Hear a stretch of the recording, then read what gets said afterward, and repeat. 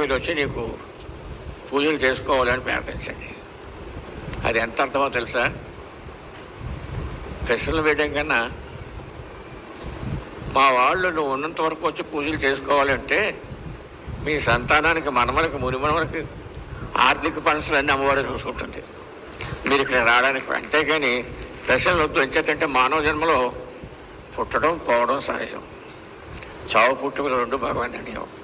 ఈ మధ్యలో ఉన్నదే సమస్యలు వస్తూ ఉంటాయి, పోతూ ఉంటాయి, వస్తూ ఉంటాయి.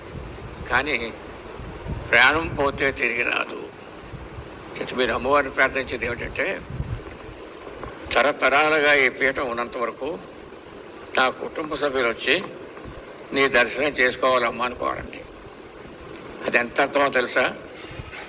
అలా కోరినట్టయితే మీ పిల్లలకి మనవలకి మునిమనవలకి అందరికీ కూడా ఆర్థిక వనరులు ఇక్కడ రావడానికి అన్నీ కూడా అమ్మవారే డైరెక్ట్గా మీకు ఇస్తుంది. అదొక్కటే కోరుకుంటే అమ్మవారిని తరతరాలుగా మా కుటుంబ సభ్యులు వచ్చి నీ దర్శనం చేసుకోవాలమ్మా అంటే పిల్లలకి మనవలకి మునిమనవలకి అందరికీ కూడా ఉద్యోగాలు అనుకోండి, వ్యాపారాలు అనుకోండి, అన్నీ అమ్మవారే చూస్తుంది. అదొక్కటే అమ్మవారిని కోరండి. మీరు చూశారు కదా అమ్మవారిని. ఏం చేతంటే 89లో పీఠం ప్రతిష్ఠ చేశాను.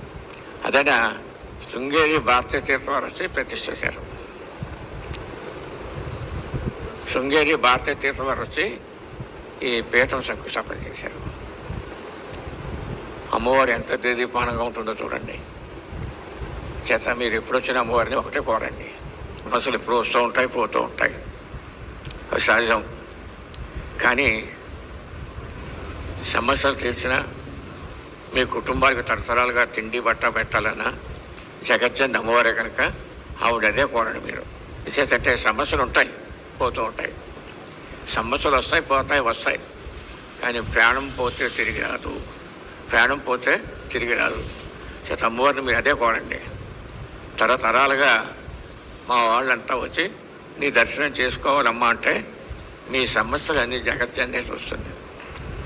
తల్లిని మీరు ప్రార్థించేది ఏమిటంటే సర్వాభీష్ట సిద్ధిని దేహి శరణాగత వత్సలే అనిదా శరణం నాస్తే దుర్గేదేవి నమోస్తుతే అంటే చెప్పండి. సర్వాభీష్ట సిద్ధిని దేహి శరణాగత వత్సలే అన్యదా శరణం నాస్తి దుర్గేదేవి నమోస్తుతే దుర్గే దురితంహర. ఇది ఒక్కటే అనుకోండి మీరు. దాంతో మీకు అన్ని పనులు కూడా అమ్మవారు చేసి పెడుతుంది.